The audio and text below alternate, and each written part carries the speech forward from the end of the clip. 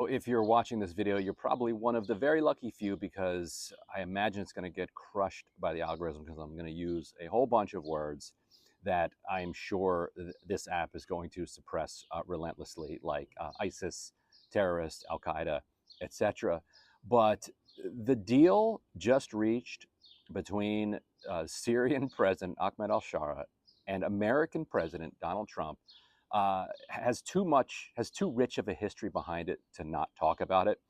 So I've been in journalism since roughly a little bit after the start of the Iraq War. So I've covered kind of the arc of this guy. Let's call him Jolani, just for ease of reference.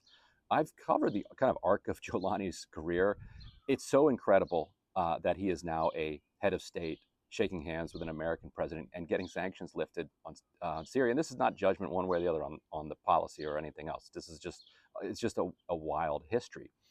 So this guy, he's born in 1982, actually in Riyadh, where he just met Trump. But he was born to a Sunni Muslim family and was raised then in Damascus. His family, interestingly, is from the Golan Heights, which is where his nom de guerre, kind of Jolani, comes from.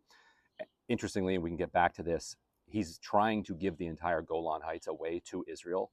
It's fascinating that a guy who fought a revolution for like 10 plus years under the name Jolani is going to give away the Golan Heights to Israel. But anyway, we can get back to that.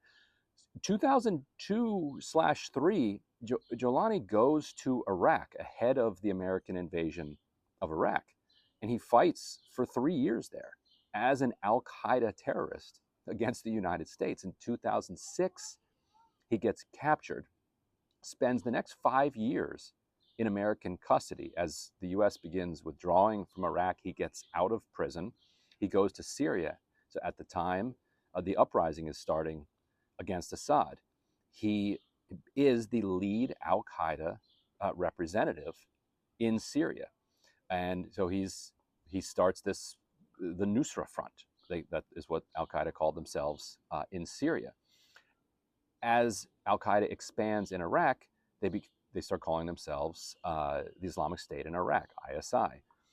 They start Nusra and the Islamic State in Iraq start teaming up, and so that the eventual merger of those two groups gives you the Islamic State in Iraq and Syria, ISIS. And so Jolani at the time is basically equal to the head of ISIS or ISI over in Iraq. Now they start fighting each other. They're at loggerheads.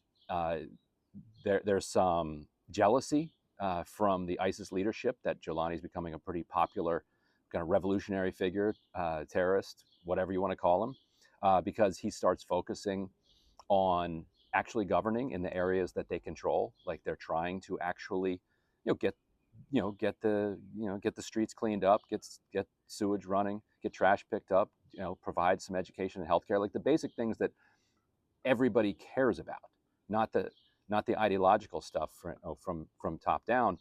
And he starts to become more interested in kind of that element of the uprising rather than the head chopping and the IEDs and the explosions and the fighting the imperialists. And as the war gets nastier and nastier, they eventually, he splits. He splits with ISIS, but Nusra ends up running, Idlib and the significant Idlib province area in a rather, I think it would be fair to say, tyrannical way. It was I would say, largely a hell on earth. Now, I don't know if anybody would be able to run a city under the circumstances that Idlib was under for those many years. So then in November of 2024, people have, around the world have kind of forgotten about the Syrian conflict. The Kurds are in control of their area. He's running Idlib. Assad seems like he's gonna just kind of hold on to power, and he just busts out, and in a matter of weeks, runs across the entire country, overthrows it, and he takes off all of his fatigues, puts on a suit and tie, and since then has been on this global charm offensive. Met recently with Macron. So last week, I met with this group of Syrians and American businessmen who had gone to Damascus And they came back and held a press briefing here in Washington, D.C., and they said, we just met with al-Shara, and he wants to meet with Trump when he's in Riyadh. Here are the terms. The terms are basically Americans can have the rights to all of the oil and gas exploration in Syria. Americans can have all the telecom and reconstruction contracts that they want. What he wants is a 5-minute meeting with Trump, and he wants sanctions lifted, and that's it. He said, look, Russia and China are beating down our door. We don't want to work with Russia and China. We don't want Huawei to do our telecoms. We want to do it, and we want Americans to do it. They specifically mentioned AT&T.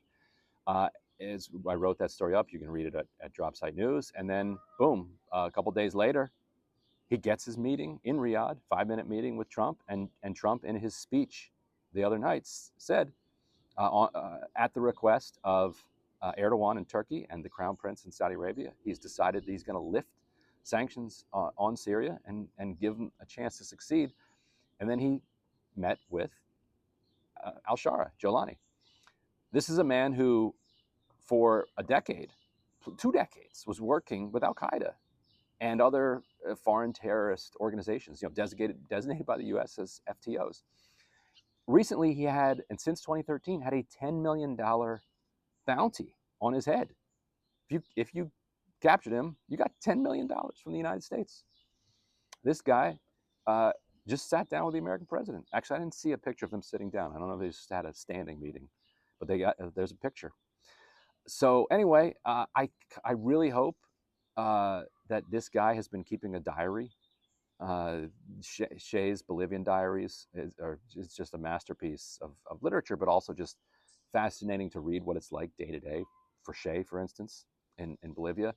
I'm not remotely saying that this Al-Qaeda guy is Che Guevara. His life has been, if anything, even more interesting than Che's. And here we are. Well, who knows where this is going? Apparently, he's going to address Syria from Damascus tonight. A victory lap is in order. He's getting the United States to lift sanctions. And this came after Netanyahu met with Trump, and one explicit request Trump made was, Netanyahu made to Trump was, please do not lift sanctions on Syria. And Trump went ahead and lifted sanctions on Syria. But Netanyahu's going to get the Golan Heights out of it, so he should be happy. Jolani al-Shara is saying that he'll allow for like a demilitarized zone, which effectively means handing over control to Israel. Anyway, this is a wild story. You check out our story on Dropsite.